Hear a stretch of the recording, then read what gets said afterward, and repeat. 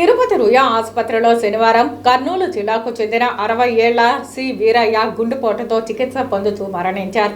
వీరి నేత్రాలను దానం చేయడానికి వారి కుటుంబ సభ్యులు ముందుకొచ్చారు. తిరుపతి రుయా ఆసుపత్రిలో శనివారం కర్నూలు జిల్లాకు చెందిన 60 ఏళ్ల సి వీరయ్య గుండెపోటుతో చికిత్స పొందుతూ మరణించారు. వీరి నేత్రాలను దానం చేయడానికి ఆయన భార్య సి నరసమ్మ ముందుకు రావడం జరిగింది. రియా కంటి విభాగం విభాగాధిపతి డాక్టర్ చలపతి రెడ్డి ఆధ్వర్యంలో నేత్రాలను సేకరించి నేత్ర విభాగ నేత్ర నిధి బ్యాంకులో డిపాజిట్ చేశారు. నేత్రదానం చేయడానికి ముందుకొచ్చిన కుటుంబ సభ్యులు చనిపోయిన వ్యక్తి భార్య సి నరసమ్మ, కుమారుడు సి నరసింహలను రుయా ఆసుపత్రి అదనపు వైద్య విద్యా సంచాలకులు మరియు సూపరింటెండెంట్ డాక్టర్ జి రవిప్రభు అభినందించారు.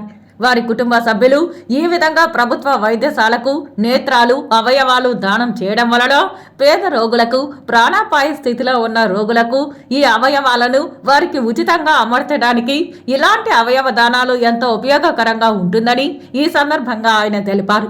ప్రజలు ఎవరైనా నేత్రదానం చేయాలనుకుంటే 8500880126 నంబర్ను సంప్రదించాలని అన్నారు.